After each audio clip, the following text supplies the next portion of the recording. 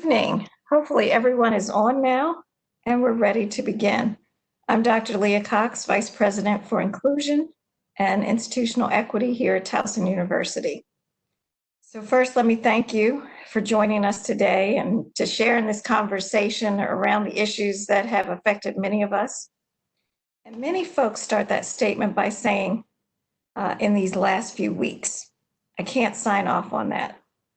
These are issues that have affected the Black community for hundreds of years, not just here in the US, but all around the world. The issues of structural racism, systemic racism, brutality of Black lives has been around an ongoing problem for far too long. The acts of violence against Black people, and especially Black men, needs to stop. So due to the most recent acts of violence that have been publicly viewed, the world is now paying attention. The death of George Floyd, Breonna Taylor, Ahmaud Arbery, Trayvon Martin, Michael Brown, Tamir Rice, Sandra Bland, and Freddie Gray, and the many, many other tragic names that we have not heard about yet, and the deaths and the vigilante brutality that they've experienced have now caused folks to pause and to listen. Both white and non-Black folks are paying attention and lending their support. As a mother, a sister, a daughter of Black men, what continues to take place creates a heaviness in my heart and a fear for my family, my friends, my colleagues, and all the students here. It can't be ignored. It also reminds me that there's still a lot of work to do. Inclusivity and diversity, along with equity, is a priority of our president, Kim Schatz. And it's my belief that we must continue to speak out against violence against people of color. I encourage all the members of our community to take action by advocating for racial justice, listen to and provide space to acknowledge without fragility the concerns and anger of Black students, faculty, and staff, and address this through a lens of anti-racism.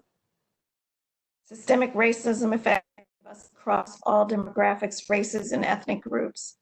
What we have to do is strive to become more informed and knowledgeable about race and racism. We need to understand how race and oppression of many members in our community affects all of us. So as a member of this university, one of my responsibilities to students, faculty, and staff is to advocate for care and to provide ways for us to support one another, regardless of identity or culture. So tonight, we're hoping to have an authentic dialogue about what is taking place in our community, a place for you to share your thoughts, ideas, perspectives, and feelings. We know it's difficult, but we want to make sure we listen. So let me introduce my colleague, Dr. Vernon Hurte. Dr. Hurte joined TU at the end of February, and we're so excited to have him. And it's a pleasure working with him. Dr. Hurte. Thank you, Dr. Cox. I want to welcome all those who are joining us tonight. You know, it's a challenging moment, but in agreement with Dr. Cox, it's not a new phenomenon, unfortunately. It's been a challenge for our nation, a challenge for our communities for a long time. As a Black man, married to a Black woman, raising a young Black man and a young Black woman, the issues that we are seeing and facing and experiencing in our communities hit home in a very real way. When I think about my experience as a Black man, I've experienced the stop, as we often refer to it. I've experienced that moment of, wanting to ensure that I make it home safely, my family. And as I think about, particularly in these last couple of weeks, when we really have come to a space where this moment may really be turning into a broader movement that not just certain members of the community, not just those who are most directly affected, but really the broader community. My hope is really beginning to recognize the impact and recognize the need for change. And so As challenging and as difficult as this season has been, and particularly these last few weeks, this most recent flashpoint, I'm also hopeful because when we look historically and think about our role in higher education, it has been the university community. It's been college students in particular who have provided leadership in turning moments into movements, lending their voices for change. And so looking forward to the discussion that we'll have tonight, and really grateful to those who have joined in this discussion tonight. We're excited to have colleagues who will serve as moderators for our discussion tonight. And so want to welcome and introduce Patricia Bradley, who's the Assistant Vice President of Equity and Compliance and Title IX Coordinator here at Towson University, who is serving as one of our moderators tonight. And also Brian Hara, who's the Coordinator of Diversity Training and Initiatives. Thank our colleagues for giving up their time to help moderate our discussion tonight. And so thank you again for joining us, and I'm going to turn it over to Patricia and Brian. Thank you, Dr. Hurte. So for everybody in attendance, Trish and I happen to be in the same room, socially distanced. So we're going to rely on one microphone, so you'll hear both of us. Continue to ask questions, as well as questions around technology access. We will be sharing the access for the closed captioning, but as the questions come in, Patricia and I will be fielding them, offering them to our two co-hosts, and then we're going to keep the traffic of questions going.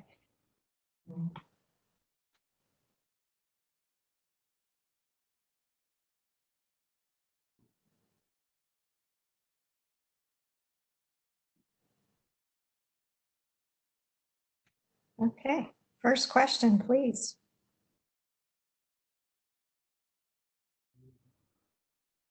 They can't type it in. Give us 1 second. We're trying to announce the access for the closed captioning, and we encourage folks to ask questions as well.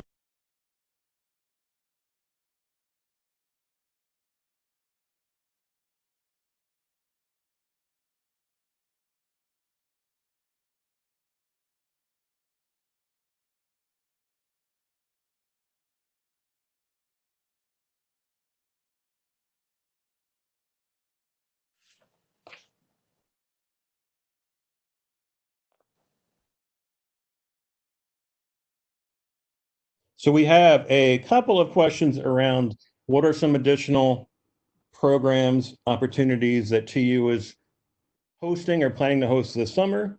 So beyond this evening's event, what are some events that we can point people to if they are interested? Okay, thank you. So there are a number of events that are going to be coming up, and you'll see them posted tomorrow on the Office of Inclusion Institutional Equity website. That are conversations, virtual conversations that will be selected for identity groups, but anyone on campus can join in those conversations around anti-racism, about centering race, about implicit bias, about structural racism, systemic racism. Some are focused open virtual groups for students, some are for faculty and staff. We will continue trainings around allyship. So there'll be a list of things that you can do. And we will continue to update that list over the summer. So please check in. There will probably be other things listed across the campus between the Office of Inclusion and Institutional Equity, along with the Center for Student Diversity. We are rolling out as many things as we possibly can this summer. This is a related question, a merging of a couple of similar questions. I'm going to frame it as, how will Towson create safe spaces for students of color? So I think the ability to create safe spaces comes with training and education of all the members of our campus community, so that they understand how harm is done through microaggressions, through assaults, through all those things, and that understanding how that affects everyone creates a safer community when we all are on the same page. So that's going to come through, as we all know, orientation, diversity education and training online and offline. So we have members of our team that go out regularly and provide training and education across the campus, not just to students, but to faculty, staff, administrators. And we're looking at creating that program in that space across our campus. We understand that racism still exists. We know that.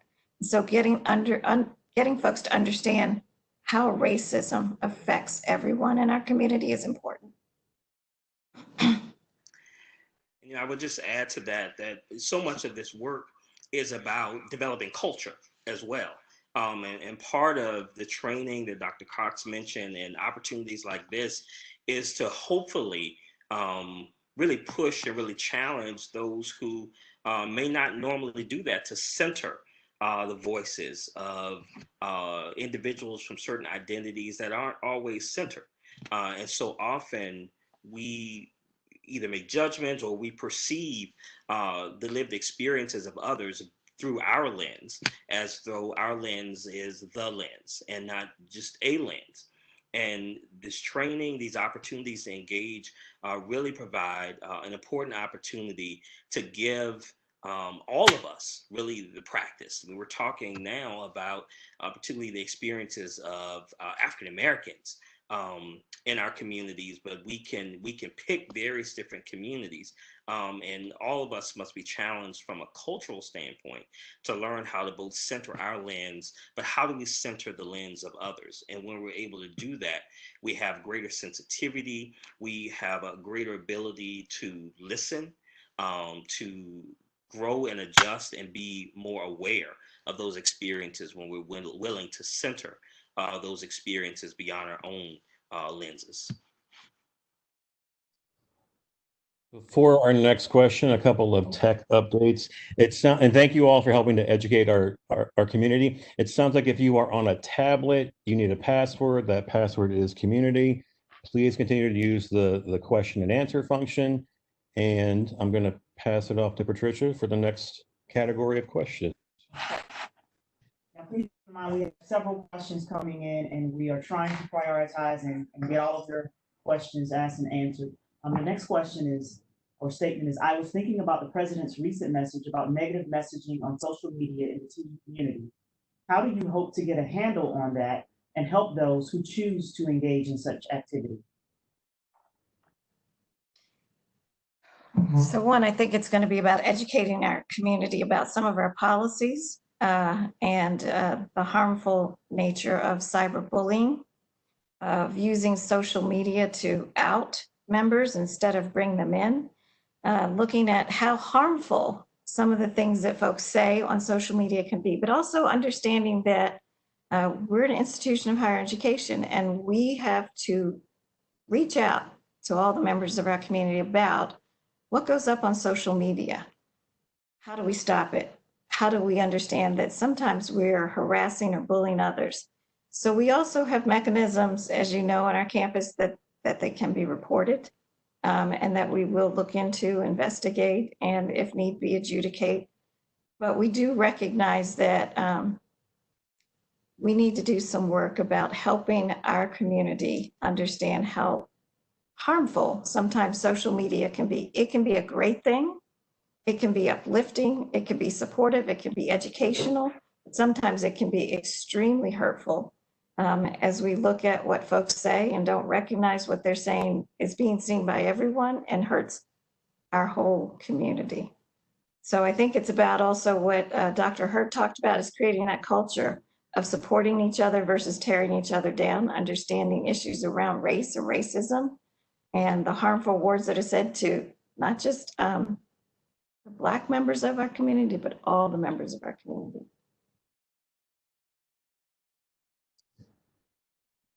There's a cluster of questions coming in around practices and protocols. So we're going to go to the classroom for a little bit. One of the questions is, will there be a university protocol or support for best practices for how to navigate classroom conversations around race and racism? So working with the Provosts Office, Academic Affairs, that is a conversation that's happening now, and with the assistance of our provost and our associate provost, Dr. Shauna Gold, sorry, and Facet, Trish Westerman, they're working at providing some education and training for all of our faculty about these kinds of issues, and how to help them prepare to understand how to address some of these things. We also have what we call intergroup dialogue, where we're doing some training of members across our campus so that they understand how to have these dialogues in the classroom. It's work. It's not easy work. A lot of folks are not prepared to have these, so we're trying to help them get there. We're also providing some PowerPoint instructions that folks could go to on a regular about how to do some of these things. So those are coming up pretty soon. So we're making some moves to make sure that best practices are being handled in the classroom, that students can feel comfortable having some of these conversations, and that they're handled well by all of our faculty members across campus. I'm going to segue from questions around faculty to all faculty and staff. Here's another question. What work has been done or will be done for the white faculty and staff, and supporting them on how to plan to address, unearth, and undo racism for them personally, collectively, and or professionally? Okay.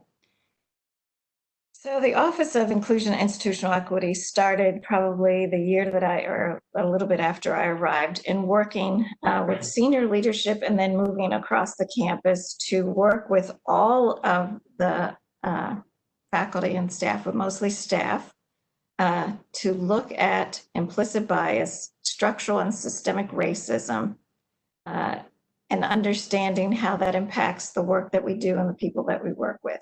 And so Brian Hara, who's one of our moderators tonight, has been working with me to make sure that we started from the top down. We did training for all of the VPs on campus. And then we moved down to each of their senior leaderships, and now we're moving down to their staff. And so we're moving across campus. It's a large campus and a lot of people, and it's 2 of us, but we are almost done having hit the first round. And so we will continue to do that. We're training up other members of our team to make sure that we are talking about best practices. And now it's about also, as the question was asked, about centering and understanding race, right? And how that impacts all that we do. And why is it important that we understand this? And how does it move us further as an institution? And so we're going to be continuing to do training and education across the campus so that we become a better and more educated community around these issues. And I will just share, OIE is doing some great work, but as a senior leader on campus, it's critical that I'm committed to continue that work in the division in which I lead, to ensure that the leaders of departments in the areas are continuing to do that work within those departmental spaces, in those small groups in which they are leading. And so I appreciate the question because it speaks to both what's happening at the institutional level, but the challenge is also, what do we do with that as leaders on campus? And we're all leaders on this campus. So how do we take these opportunities, these discussions, these trainings, and implement them as ongoing practice within our work? And let me just follow up. I want to encourage everyone, whether you're faculty or staff on this call, to reach out, right? We're not expecting everyone to know how to do this work, but you can certainly reach out to folks who can help you begin those conversations in your office, in your department, wherever you need be, so that you connect with us and then we come in to help. We're not expecting everyone to be diversity or inclusion experts. That's okay. We all have training. I'm not an accountant. I admit it today. So please reach out, ask the questions. Don't be afraid to.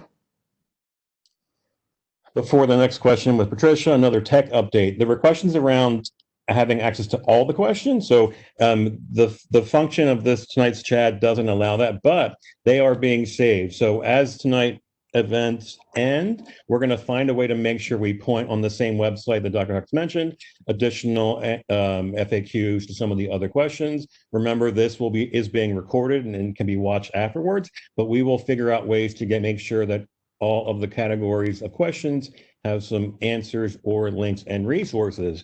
Patricia's up next. All right, so we have a question and statement first in a question. NASCAR has banned the Confederate flag. What steps can we take at TU that's equally symbolic, perhaps renaming buildings?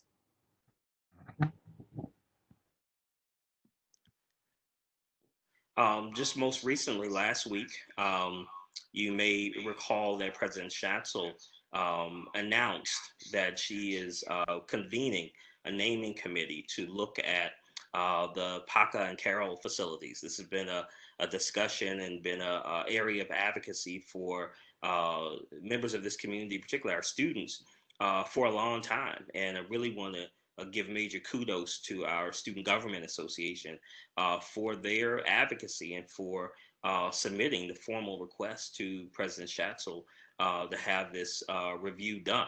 I think this is an opportunity for us to really engage our campus around, this particular opportunity, these particular building names, and looking at history, looking at kind of the impact of these names on the community and on the lived experiences, and particularly those from marginalized communities. From a kind of process and advocacy standpoint, one of the things that President Schatz has really prioritized is really strengthening our shared governance bodies and kind of relationships on campus. And so whether you're faculty, staff, or student, I really encourage you to bring your voices and lend your voices to the efforts of the Academic Senate, the Staff Senate, the Student Government Association, for our graduate students, the Graduate Student Association, because those are the venues that the issues and experiences of the members of the community should be heard, and those leaders are really empowered to be able to bring those issues to the table and really work towards change within our community. The next category of questions has different parts to it. It frames around the idea of mandatory training. So whether that's for faculty, for staff, or for students, what is currently being planned around the possibility of making various diversity trainings mandatory?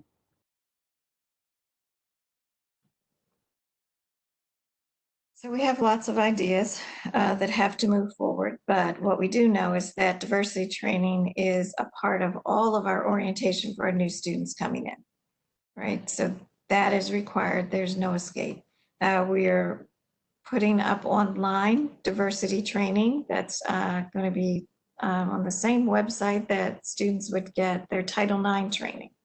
And pushing that forward so that hopefully all students will be doing diversity training at least online. And then we know that when they enter TU, they're going to also have that training. We need to come up with a plan, and that's a part of our diversity strategic plan that we're about to put out hopefully soon, that everyone across campus will have to receive training around diversity, inclusion, and equity.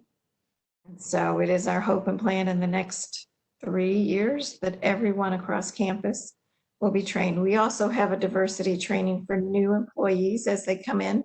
There are sessions that talk about diversity. So we're moving it forward and hoping to progress in that in the next couple of years. And Patricia has our next question. Dr. Cox, this question is specifically for you. You mentioned last spring that there would be a hate bias coordinator at Towson. Is there someone in your office who is tasked with this job? Well, I'm glad that question came up because we have just offered the job out and the person just accepted today. She will start July 22nd, so we will have a new hate bias coordinator. Mercedes Hightower is coming to work with us, and we're really excited to have her. She is amazing, so look forward to meeting her. There are a cluster of questions around policing practices, both TU, Baltimore County, and the relations between those. So what updates or plans can we share? You want to start or you want me to start? Okay, so let me start by saying we don't have a contract or a formal contract with Baltimore County or Baltimore City. We don't ask them to come to events, right? So we don't hire them for any events that are on our campus. We do have a MOU in terms of Title IX as a resource for us to make sure that they are handling those kinds of issues around rape and sexual assault, and that they're working with us because there have been some systemic issues with Baltimore County about not serving our community when it came to rape and sexual assault. So we are working closely with them. But as a formal contract with Baltimore County, we do not have, as far as I know.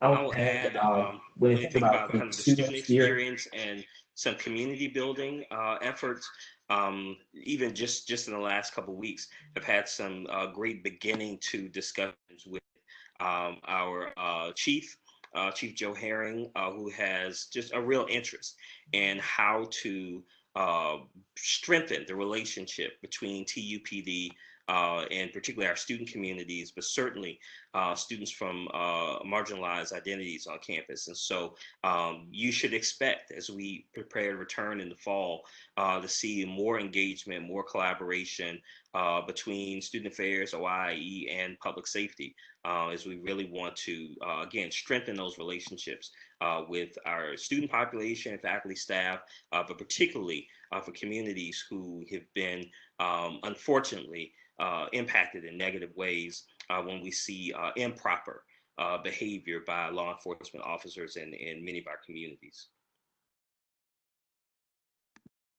Patricia has the next question. So I've seen this question asked in a variety of ways. So we're going to try to combine it, and it's a twofold question. It's regarding hiring practices and what steps are being taken to diversify faculty, and also strategies and steps being implemented to increase the number of diverse candidates that are hired, not only for lower level positions, but senior staff as well. Okay, so let me start with talking about faculty. So through the Provosts Office and our Associate Provost for Diversity and Inclusion, Dr. Gold, she and I have hit the campus for the last year, a little bit less than a year, doing inclusive hiring practices training for any department across campus. So if you're thinking about doing a search, then we are trying to hit or have hit over half of the campus now, our faculty, to talk about inclusive practices. And so that really focuses on the things that we need to do to bring diverse candidates to campus and what has prevented us in the past, things that we may have done that weren't done well, but how do we change our trajectory?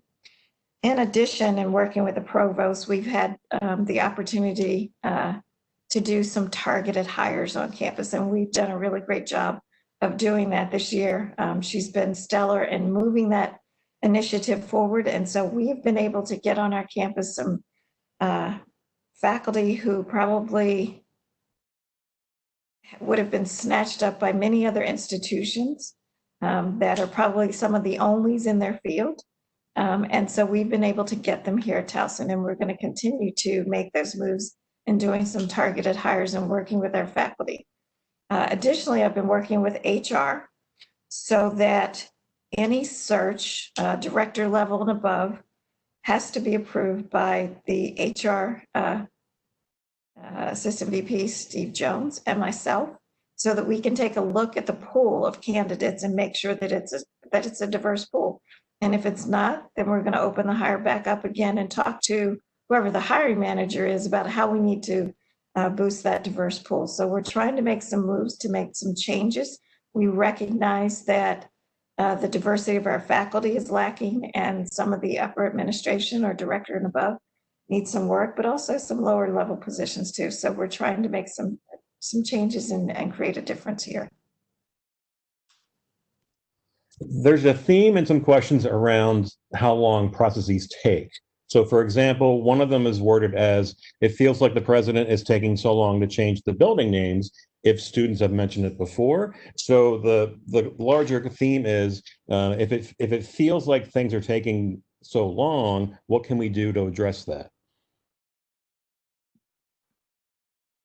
So I'll speak to the building name issue, and I'm relatively new to campus, but although the issue has been an issue for many years, it's my understanding that from a policy standpoint, there had not been a formal request to come forth to the president, via the policy, and so. I think it's really important to the president and important to us institutionally that part of the challenge in the naming around these two buildings was questions around how inclusive was the process. Did the community as a whole have opportunity to provide feedback? And so I know the president, I know our senior leadership is really committed to not wanting to do that all over again, and that we want to really utilize our policy and provide a process that allows the committee to review, to allow the committee to stand up ways for a thorough review, and for the students, faculty, and staff to be able to have opportunity to provide feedback. The process is really important. If you want to have an inclusive and a thorough process, you have to allow the time and you have to allow the means for the community to really engage and provide feedback. And so that is certainly the intention of this review. And the president doesn't want to, and really should not in this case, as we have the policy to make an independent decision. When we have the policy that really allows the community to engage in allowing the committee to hear from the community and then make those recommendations to the president and to the Board of Regents. And Patricia has the next question. So there appears to be a general desire from a lot of participants here to organize and increase their knowledge base around race, racism, and social justice. So this is a threefold question. One is, have you given thought on how to organize study groups that are interested in doing that?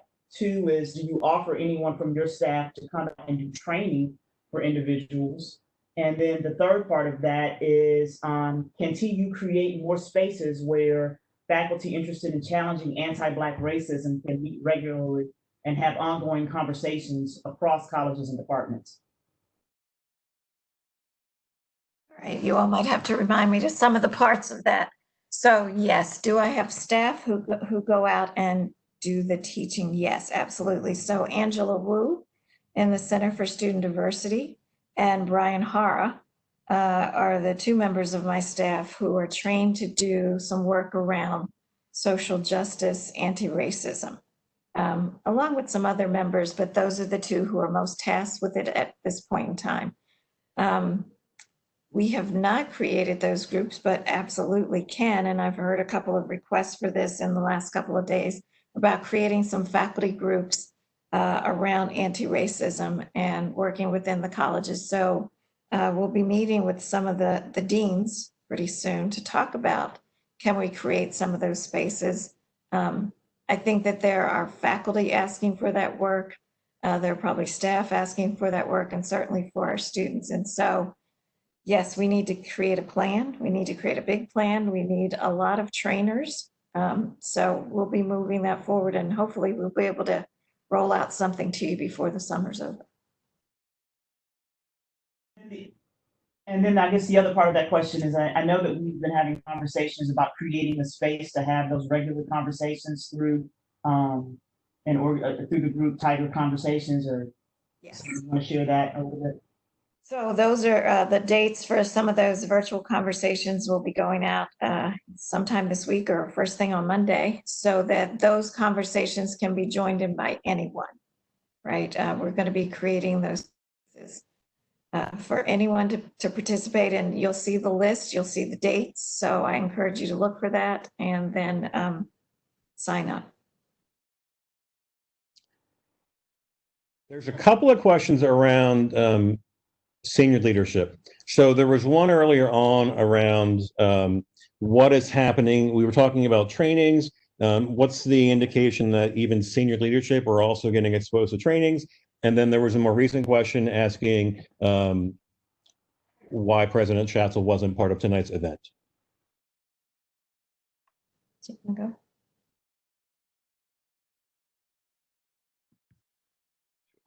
So I will speak to the training question. The expectation is that every member of the community, including senior leadership, should be engaged in these discussions, on a regular basis, and continuing to ensure that we're doing our personal work. I know that's the expectation of President Schatz. Dr. Cox spoke to that earlier in terms of really having a top-down, if you will, approach to rolling out this level of training. And so it's important that senior leadership is not absent from this work, but that in many ways we're leading the work, and being very intentional about being consistent about doing that personal work ourselves. Let me just share that in the last month, President Schatz and I have had conversations about continuing the training for the senior leadership. So there's a lot to be done. We recognize that. And in lieu of all of the things that have gone on and all the requests that we've gotten in the last couple of weeks, I've had some conversations about understanding race and racism. So we've done some work. It's time to circle back, but with the intent of more in-depth conversation about white fragility, anti-racism, how do we center ourselves around the issues of race? How do we have those conversations? And so whenever possible, I certainly do bring those things to the president's cabinet, to our board of visitors. We've had those discussions and we will continue, but now we're gonna have some other conversations that need to be had because there are different things going on our campus that we need to address. As for President Schatz tonight, Dr. Hurte and I both had the conversation with President Schatz that we really thought it should be us to have these conversations with the campus. I think that oftentimes we don't have the opportunity to just sit and talk and listen to you all. We know that President Schatz is here to support us. She's here to support the campus and the community. And we recognize that, but we asked for this space tonight to just be the two of us. So now we'll share, kind of in addition to that, it's important that you know kind of what you've seen. And so the president, put out a message to campus, shared with faculty staff town hall on last week. But there's unseen work that's going on as well. And so I know President Schatz has been engaged in conversations with various different members of the campus community, whether it's organizations. I know she'll be meeting in the coming weeks with some of our student organizations, a Black Faculty and Staff Association. And so, do know, she is committed, is leading TU in this work, is certainly prioritized this, and is engaging both in very public ways, but also in kind of behind the scene ways. And I think it's important for the community to know that work is going on. So we are at 6:40, just to remind people, if there's a category of questions that hasn't been addressed, please include those. We continue to sort of connect the questions. But we're going to go until about 6:55 and give you the final warning. And with that, Patricia has the next category of questions. So we have a community member that has recognized that other colleges like UMD, Loyola, and Morgan have all made statements about racism on campus and in the world, along with resources. Can TU put a statement on their main webpage? And then as an aside, they want to know why housing updates are also not included on the main webpage either. So I'll start and then I'll pass it to Dr. Hurte. So yes, We are planning to put something up at least on the OIIE webpage, along with resources, activities, initiatives. All of that's going to go up on our webpage probably at the beginning of next week, so that we wanted to make sure that we had all of the information to share with you, so that we wouldn't have to keep adding, because oftentimes people go to a website once and then they're one and done. We want to make sure that when we put it up, there's lots of information there to share with the campus, and that we're all utilizing all of the resources that are available to everyone. In terms of housing communication, so there has been, will be ongoing communications specifically around housing, but a number of different issues as we prepare to return to campus in the fall. And so we want to be very intentional about having that communication, in housing and residence life, providing direct communication to those students who are contracted or in housing. But we will certainly make sure that as we go forward, that we're expanding that communication and make the information as accessible as possible. We'll certainly be intentional in our return to TU hub of information, that housing related updates, specifically as it relates to return to TU, will be included in that information as well. There's a cluster of questions that are framed around how do we plan to move forward centering race as well as connecting to other identities and marginalized communities. So an example also connects this to what about Baltimore City and community partners. So the example question is, what are TU's plans to support and build relationships with local Baltimore organizations that are supporting other marginalized folks, such as those that are Black, trans, and disabled? What are the efforts to continue to support those TU students who also share those identities? So I think we do a lot of work through BTU, Baltimore Towson University, and the many initiatives that are going on that connect Towson to Baltimore, the city, the county, but mainly the city. And so there are lots of things. If folks have not tapped into BTU, I would suggest they do.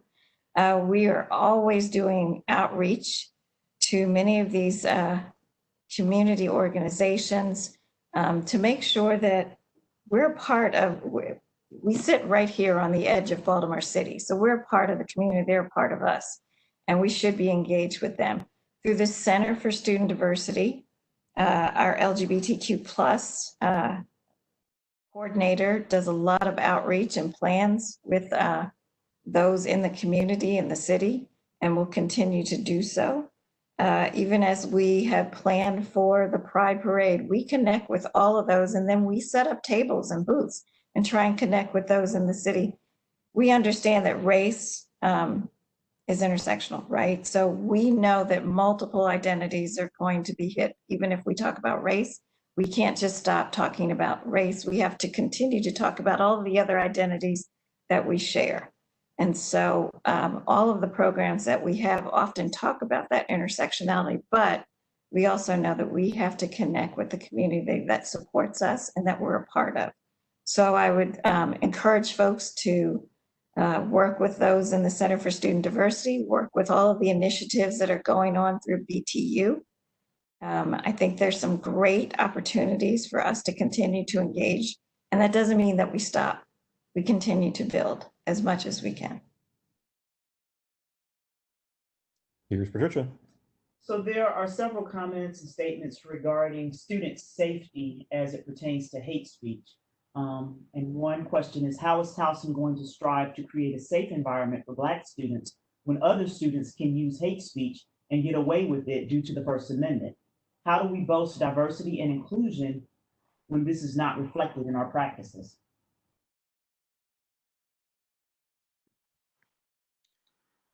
So I'll share kind of just briefly. The bottom line, I think it's really important that when behavior is a violation to our, whether student code, other university policies, that we have the institutional will, the consistency to hold members of the community accountable. And so when there are reports of these behaviors, I know that they're taken seriously, reviewed, and when there are violations of the policy, there's an accountability that's there. With First Amendment, it's challenging in that it's real. Often the speech is hurtful. It has a negative impact, but it's a reality. It is a part of our legal structure, and so it's a reality. So often, I think my focus is not just on from a policy standpoint, but also challenging us from a culture and community standards standpoint. What I mean by that is when we talk about First Amendment, you have both the right, but there's also responsibilities. And so I've often challenged throughout my career, students to say, just because you have the right to say something, does that mean you should? What does that mean as it relates to your responsibility as a member of a community where we value every individual, that we value diversity, equity, inclusion? And so part of my expectation is that we don't just challenge these things from a policy punitive standpoint, but the reality is, how do we challenge one another as it relates to our responsibility to the community, and making sure that we don't just exercise our right to free speech, but that we also hold the responsibility around free speech and recognize that we ought to have a high level of respect for our community and for those other members of the community, that we hold both that right and responsibility high and close.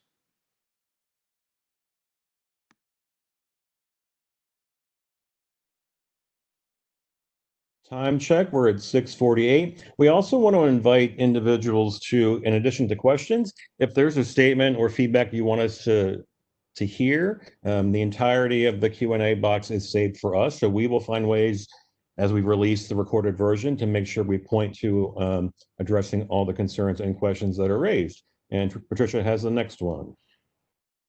So a lot of our students are looking from guidance from their individual departments, and they are seeking statements or messages from their departments. They want to know, is there any guidance for them? They feel like the students are looking to individual departments to put out messages of solidarity and action as well, but they're not receiving those messages. This is a conversation that's pretty much ongoing right now, and it's a conversation that is being had with all of the deans and the provosts. We want to make sure that especially the colleges are unified in their statement to our students, right? So I understand that each department would like to put out their own statement, and so, I am suggesting that they come together with their dean to talk about, and the provost, as to how they'd like to do that, and they'll probably receive some guidance on that. But I think that that's a conversation that needs to be had with the dean and the provost. The next questions connect to, are there any plans in place already to address hate speech and racist acts? So it's a question that both asks, what are the current protocols around hate speech and addressing racist acts on campus? And are there already plans in place to revise or update or change in the future to try to not fully tolerate intolerance on campus and hate? Okay, so there are already policies in place. We do have a hate and bias reporting mechanism that anyone can use, and when those are reported, we immediately respond to those. I understand that oftentimes students who report are not necessarily who the act has been committed against, and so they feel like they don't know what's going on. But through the Office of OIIE, we do address all of those. And then those are investigated and then turned over to our student judicial office. so that they can manage it, especially if it is found to violate one of our student code of conducts. We also implemented last year a cyberbullying policy that did not exist on our campus before, because we recognized that hurtful speech was being passed across the internet, and oftentimes it became harassing and almost dangerous for some of our students.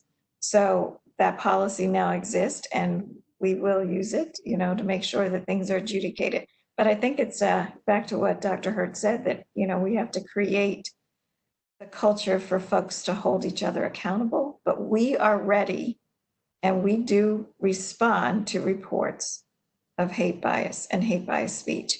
I think now that we also have a hate bias coordinator who's been hired, you will see a lot of programming in the next probably, I guess, for the fall semester that will be coming out, that will address additionally some of these issues that we are focused on our campus.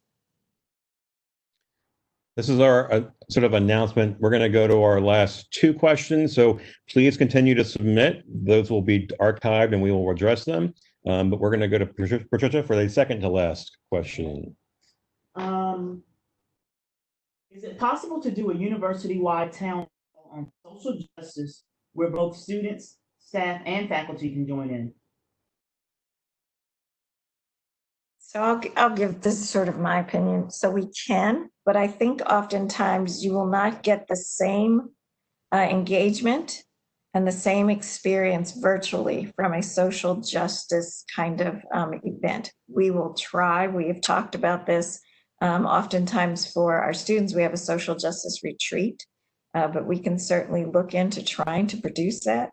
But it's often very difficult to do it virtually, since oftentimes folks tend not to engage in some very difficult conversations and topics over a virtual reality.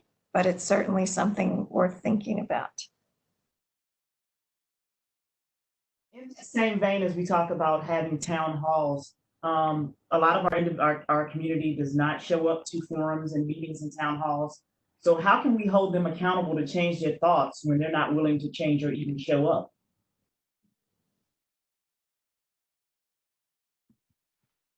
I mean, it's tough. I mean, it really is. But I would say the strategy has to be multi-pronged. We've talked about conversations like tonight, and recognizing that this can't be a one and done. This has to be a part of ongoing dialogue, ongoing engagement. We talked about the classroom. I've always been a kind of fan and really an advocate for how do you use the classroom to engage in these important discussions, because unlike a forum like this that is optional, the classroom is the one mandatory touch point for every student. And so the more we engage, both from a co-curricular standpoint and what's happening outside the classroom, but having faculty who are engaging in these discussions inside the classroom, it's that combination when you begin to kind of infiltrate that culture and be able to have more of the community engaging. And I do think that there's a energy and there's an interest in doing that work, both in the classroom and outside the classroom. From a leadership standpoint, those of us who are leading, whether it's divisions, whether it's departments, we have to model the standard for community. We have to make sure that we are calling out when appropriate, we're calling in when appropriate, we're providing venues for people to grow and to develop. So it's not one thing. It's all those things and even other things that help to begin to move towards that type of community. Let me just echo what Dr. Hurte said. And, certainly I think town halls are wonderful, but I don't think that you can replace bringing those trainings and educational pieces to our students, to our faculty, and being in the space where they are, right? And sometimes it's a smaller group where you can have those open dialogues, difficult dialogues, controversial conversations to get to some of the core of the issues that people are holding on to, that they haven't expressed, that they may not understand. But sometimes in a big town hall, folks just don't talk or they don't show up, as you've said in the question. So I think, as he has said, we need to bring it to the classroom, to other groups, to some of our student organizations, to, you know, creating those spaces where students feel like they want to be there, and we can bring it to you. The last theme is appropriate. Then you can segue into your closing comments and next steps. It's around virtual world. So there's a sense of urgency in so many of the comments. So the question is framed as, what is TU able and willing to do right now in virtual spaces and not wait until we are back face-to-face in spaces together?